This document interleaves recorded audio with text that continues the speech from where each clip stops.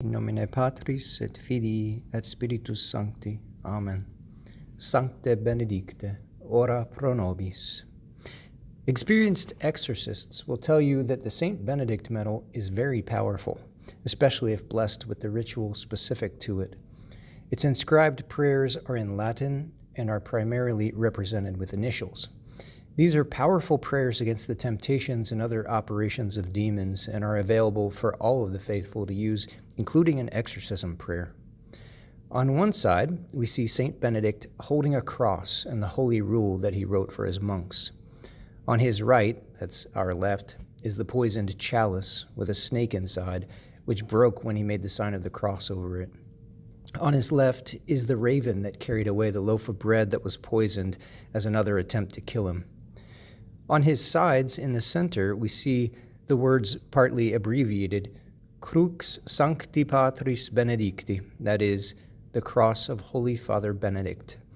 Surrounding Saint Benedict, we see the words, Eius in obitu nostro presentia muniamur, which in English means, may we be strengthened by his presence in the hour of our death.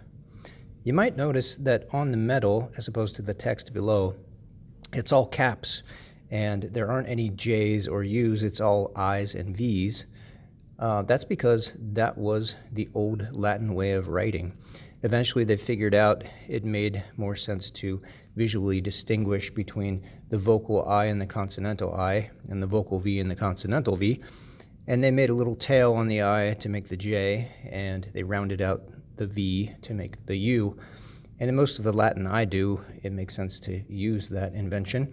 But it's also kind of cool, as it is on here, to use the Old Latin. And if you know Latin well enough, it's not really that hard to distinguish. Below the feet of Benedict are the date and place of the first casting of this Jubilee medal, the most recent and most popular form made in honor of the 1400th anniversary of his birth. The Latin stands for Ex Sancto Monte Cassino, and then it has MDCCCLXXX, from or produced out of Monte Cassino in the year 1880. Still the arch-abbey of the order, Monte Cassino was first built by St. Benedict himself. It was later fortified and enlarged to its massive and glorious form until it was turned into rubble during World War II, unfortunately. But then, thank God, they restored it to close to its former glory.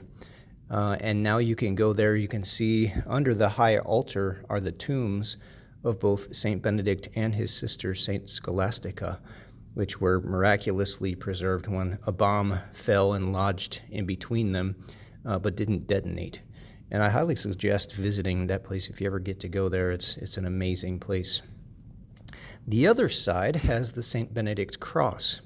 The arms of the cross contain the initials CSSML NDSMD, which stand in Latin for Crux Sacra Sit Mihi Lux, Nunquam Draco Sit Mihi Dux, which means, may the Holy Cross be my light, Crux Sacra Sit Mihi Lux. Never let the dragon be my guide, Nunquam Draco Sit Mihi Dux.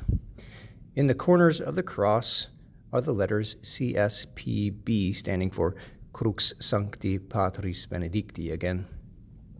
Above the cross is the word Pax, that means peace in Latin, and is the Benedictine motto. On the outside of the medal are the initials to the words of an exorcism in Latin, VRS, NSMV, SMQLIVB, which stand for Vade retro Satana, nunquam suade mihi vana, sunt malaque libas, ipse venena bibas, which means, get back or get behind me, Satan, vade retro Satana. Never suggest vanities to me, nunquam suade mihi vana. Evil are the things you pour or you offer. Sunt malaque libas, drink the poisons yourself, ipse venena bibas. So I hope this has been helpful. Thank you for watching, especially to my subscribers. Thank you. And to those who take time to comment on my videos, I really appreciate that. Please let me know what it is that you'd like to see. God bless. Et oremus pro invicem.